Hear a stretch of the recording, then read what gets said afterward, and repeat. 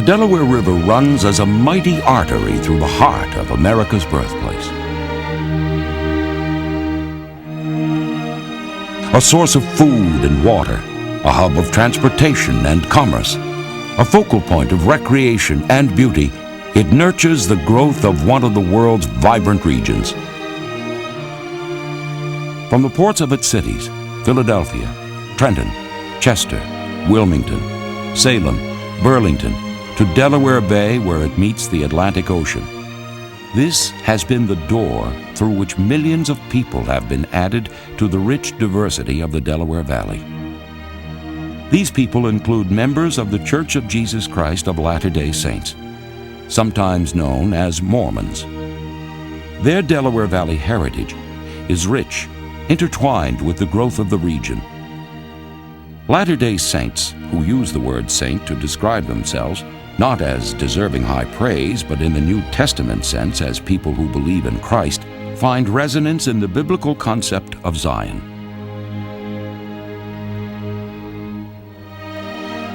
Zion is a place where righteous people live in harmony and worship the Lord. For thousands of Latter-day Saints, this is such a place. Zion on the Delaware.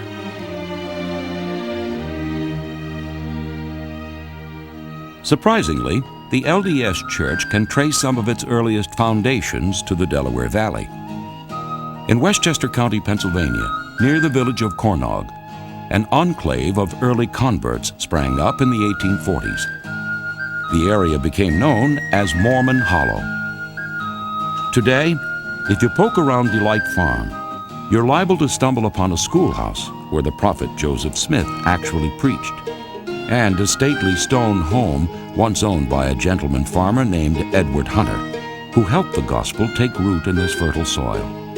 Present-day owner Albert Greenfield is not LDS, but he's aware of Delight Farm's historical significance and gladly plays host to church members like Diane Bryant, who lives nearby. In living here all these years, do you feel part of the Hunter family and the heritage? Oh, absolutely. I don't know whether the Mormonism is rubbed off on me or not. We're working on it. We'll get you sooner or later. Okay. Yeah, absolutely. I mean, we were happy to be a part of that kind of heritage. And the history of this property, once we really discovered it and got involved with it, was a tremendous bonus. And we all feel that we're privileged to enjoy such a spot. Well, this is the room that I think a lot of important things happened as far as the Church of Jesus Christ of Latter-day Saints. I've been told that Joseph Smith was in this room and slept upstairs, and he and Edward Hunter discussed a lot of things of a religious nature and persecution and things of that sort. And I think that we feel that history every time we come in this room. We're standing here right at the site of the West Nantmeal Seminary, now known as the Wallace Seminary. The townspeople, when they heard of the Mormon missionaries coming to the area, they got in a real upheaval. Edward J. Hunter, at the time when he leased the new school building to the township for use, had put in the lease anyone could speak here, of any religion, any creed, any race, that all were welcome. He threatened the township that he would take back the lease if these missionaries were not allowed to speak here. Joseph Smith actually preached here several times.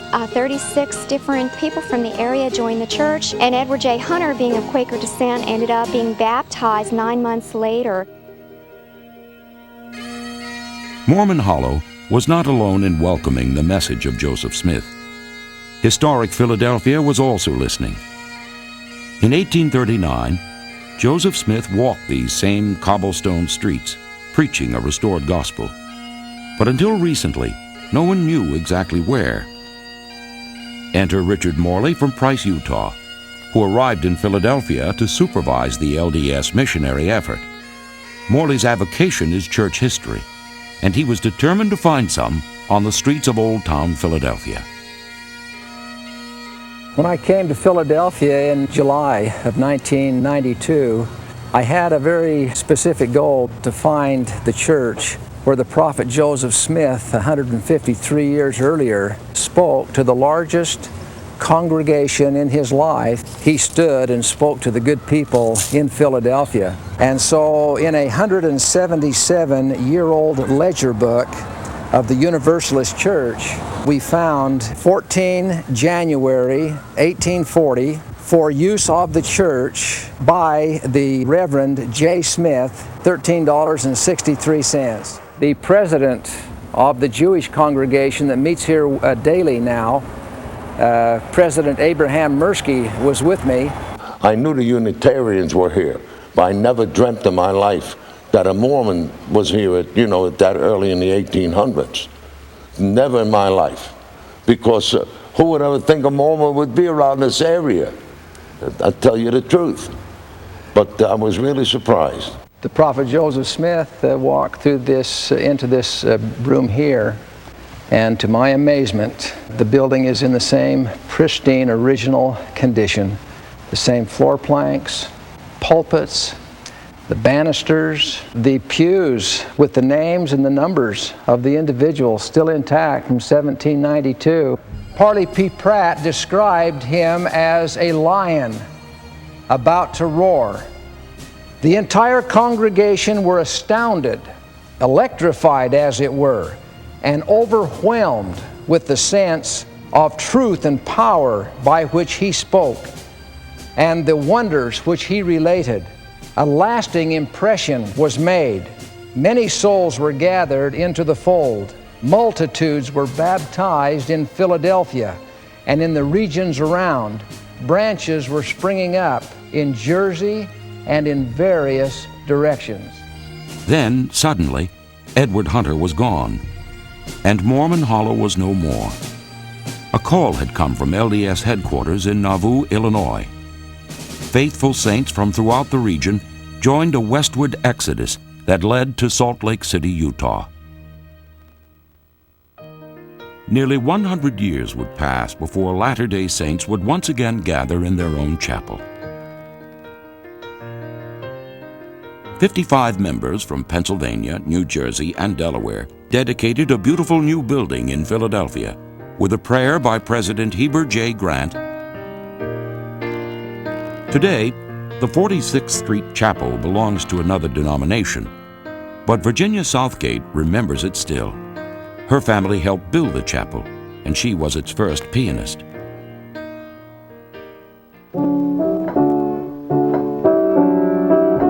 Well, we moved from Brooklyn, New York to Haddon Heights, New Jersey in 1935. So we piled in the car and went to Philadelphia to church. And that's how I met my husband, really staying for choir practice.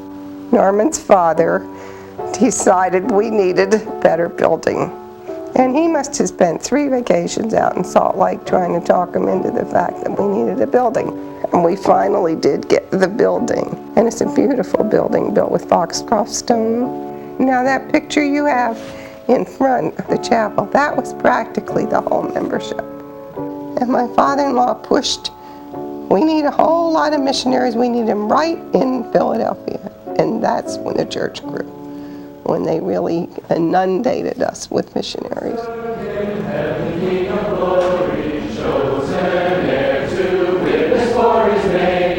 Missionaries arrived and the church grew, from one tiny group to dozens of congregations throughout the region. Missionaries serving in the Delaware Valley, like other LDS missionaries the world over, are funded by family and friends and personal savings. They volunteer for 2 years, then return home. They leave behind blessed people and find themselves changed and deepened by their unselfish service.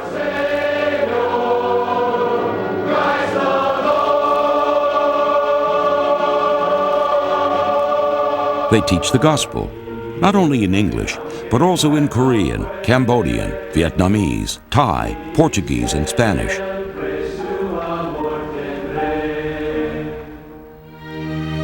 They take their message of hope into every town and borough along the Delaware, like the row homes of South Philadelphia, where in the early 60s, missionaries found Rosemary Martinelli. Rosemary was interested in the LDS Church and also in the only Mormon boy at South Philadelphia High School, Ron Massey. Eventually, she joined. They were married and raised 5 children. Today, the Masseys own an Italian bakery in the same neighborhood where they grew up. They specialize in making the finest wedding cakes in South Philadelphia, where competition is stiff. And thank you. Goodbye, Rosemary runs the counter and keeps her customers smiling. Bye, Andrew. Have a good day. So cute.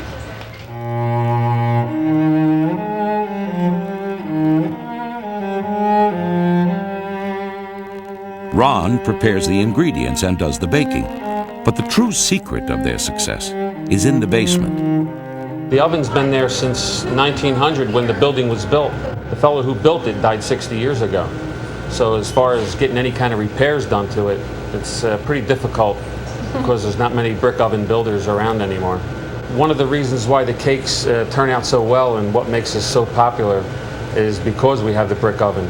It doesn't have any airflow, so it keeps the cakes nice and moist. The original concept was there, and then we just took off and perfected our own method, which is a trade secret, naturally.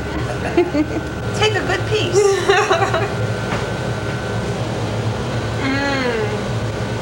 No, I bet this is really fattening. Not really, it isn't. It doesn't have an ounce of animal fat in there. It's a parve cake. No animal fat. Which means it's kosher. 1/3 of our cakes do go to Jewish synagogues and Jewish community centers. We're under rabbinical supervision where the rabbi comes in and checks all of our ingredients to make sure that they're kosher and parve. The rabbi, when he first got to know us, really was taken with my husband because he said that you were a nice Mormon boy that was going to respect our Jewish law. And he's known in the circuit there with the rabbis as a nice Mormon boy that respects the kosher law. The gospel's been a strong part of my life. It helps me to do the things that are right, helps me to deal with the people that work for me. And the people that work here, I think, appreciate it also. I think being honest is a big part of having your own business. When people come in and they ask you for a price, you try to have a set formula so that you can give them a good price for a good product. My mother used to remind me of the responsibilities I had as an Aaronic priesthood holder. And I remember walking 5 or 6 blocks to the Walt Whitman Bridge, meeting somebody that used to come over from New Jersey and bring us over to 46th Street, which used to be the Philadelphia Steak Center. I'd say my whole family was in a 1-mile radius when they came here from Italy. Yes, the Savior was alive and well with me and in my heart as I grew up here in South Philadelphia. Joining the church really enhanced that view that I had. Through the years, Ron and Rosemary Massey have sold a lot of wedding cakes. But the greatest achievement is their own 25-year marriage, solemnized in an LDS temple for eternity, not just this life. The beautiful Washington Temple serves the saints of the Delaware Valley. Richard and Teresa Massatani come often to this peaceful spot, but their first impression of the eastern United States was not so pleasant. They arrived in Seabrook, New Jersey while World War II was ending as part of the infamous Japanese relocation program. Barracks still stand in the fields of Seabrook Farms as mute testimony to the injustice that Teresa Massatani and her family faced. I was born in Lima, Peru.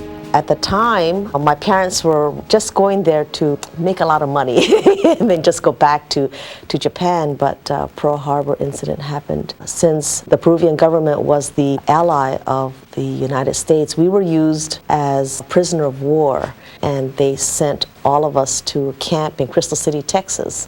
It was very, very hot. There were all kinds of large ants. I mean, you couldn't drink a bottle and go to sleep with a bottle because then the ants would get all over the baby's mouth. And living in a shack in Seabrook, we lived in a shack, and there was no bathrooms. It was a community bathroom. Since I couldn't speak the language, the girls that weren't even in my class would be waiting for me outside the door, and they would start throwing rocks. They would be saying something, and I would have to run. I learned to run real fast and dodge stones. It's okay, we survive it. We survive it. And out of that, some of my enemies became my very best friends. And it was here in the United States that the gospel came to me, just like my patriarchal blessing said. So with all the problems that I had, I was meant to come here. And I think having this religion, everything, it just like the puzzle pieces just came together. Like the Masatanis, the Walker family feels blessed by the gospel. Clint makes his living on the open sea, operating his fishing boat, the Sea Tractor, off Cape May, New Jersey, where the Delaware meets the Atlantic. I come from a family of fishermen. I'm a fourth generation to fish out of Cape May. My membership in the church put everything into priority for me. If I didn't have the church and my wife and children, then I would probably be obsessed with fishing. I would never come home. Just come in, unload, and go right back out. No matter how fun and exciting it is to fish, I know that the most important thing is to be a fisher of men, to feed Heavenly Father's sheep, our brothers and sisters. Across the bay from the Cape May Lighthouse is the state of Delaware, where tidal marshes give way to the higher ground of Dover. Good ball, Christy! Don't let it turn! Don't let it turn! Good, don't let it turn! Good! Athletes at Dover's Caesar Rodney High School are fortunate to have a great coach with a name to match, Bill Victory. Angie, that should have been your ball! It's my real deal name, and I like it because there's no L's in victory. I mean, losing is not what I'm about. Angie, stay! We don't always come out on the right side of the score, but if we learn how to play like we're going to win every time, then it works out right, and I like that. Good girl! Good girl! Well, it's great. I mean, the girls, if you realize who they are, I mean, they're like the mothers and wives of tomorrow, and they're great people. I mean, they're much different from guys. Their characters are they're beautiful people. And you have to love them, and you have to rip them, and you have to bring them to the point where they're going to play hard. Danielle, dear, were you getting tired just then? Yeah, you're not kicking the ball hard. I'm gonna kick you the next time you don't kick the ball hard. You hear me? I was kind of an out-of-control teenager, and I was a leader, but I was just leading in the wrong direction. And finally, when the church came along, I needed something else to help my family to get to the next level. I knew as an athlete what it needed to get to the next level, but I needed something else to get my family to the next level, and that's what the church was. Hey, I'm proud of you. Am I satisfied? No, I'm not. Because you know what? There's more there, and we want to reach down there and get it. That's why I'm so involved in school, so involved in community. Because you know, Satan has his warriors out there, and they're taking a mighty toll on families and individuals. I myself have to wage war for souls. And I got to do that, and every member of the church has to do that. That's why it's so important to be involved in all these activities, and I love it. Press it, Angie! Press it! Yes! One of the things I used to do when I was little, I would sit out there in the back in the yard and just look up at the stars and wonder why I was here. What the heck was I doing? But after I got in the church and I realized this is what the Lord wanted me to do, I realized why I was given those talents and abilities. Not to be the best basketball player or even to be the greatest coach, but to bring souls to Christ. I like that. Little tough girls, I like that. If I can sing the song and dance the dance and live the life, then they'll all come along. While Bill, Barbara, and Jory Victory enjoy membership in Dover, Delaware, they also fellowship with nearly 10 million other Latter-day Saints. Modern communications brings special meetings to chapels throughout the region and the world. While television unites members, it also employs them. Vi Sikahema arrived in town as a professional football player with the Philadelphia Eagles, then stayed on to talk a good game. The CBS station here, an opportunity opened up and they asked me if I wanted to take it, and to me there was no decision to be made. My wife just absolutely loves this area. The job opportunity here to work in television was just tremendous. There's so many similarities in television and in playing football that it's almost scary. You know, the countdown in the locker room. All of that is like before 6 and 11 o'clock every night. The feeling that there's an adrenaline rush, putting everything together that goes out on the air to millions of people. I have found television to be refreshing that way for me. It's something that I've been able to step into that's filled the void of football. 10 seconds, stand by, Arthur. The other thing that has been influential in our moving out here was that the exposure that I would receive here from television would help a great deal in our influence. You know, my family, we're missionaries at heart. We've had to be because of our heritage. My great-grandfather brought the church to Tonga. Missionaries were dispatched from Samoa to come find horses. My grandfather gave the two men horses in exchange for sending someone back to teach his children. The missionary said, "We won't send you one teacher, we'll send you two teachers." And the rest is history. The missionaries baptized his family, and that was the origin of the church in our islands. But Zion should be wherever your home is. You know, your wife and family and your children, That's where Zion is. For us, Zion is on the Delaware. I mean, when you realize how much the river is like our own lives with the tributaries that come into it, the many strands that tie it together, the way it carries life. Though he were a son, yet learned he obedience. And so just like us, even though he was perfect, Jesus still had to what?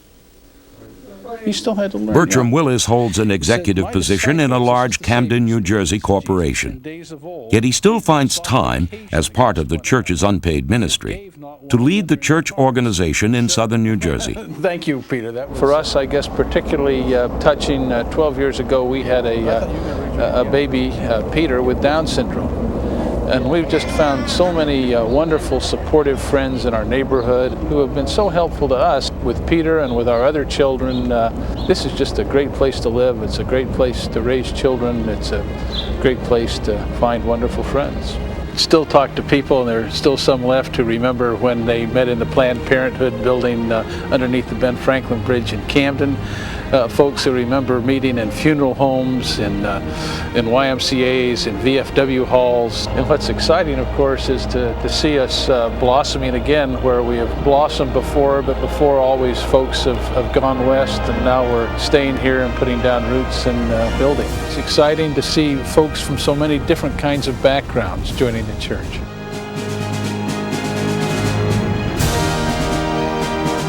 To see the church being taught in this area and people worshiping in 7 different languages that I can think of, all within 10 miles of where we're standing right now. And people learning to really care about each other is really one of the exciting things to me. For Latter-day Saints, the church in the Delaware Valley is not a finished product. It is a work in progress, a mosaic of people who seek spiritual growth in a chosen land, along a river rich in heritage and full of promise, a place they can rightly call Zion on the Delaware.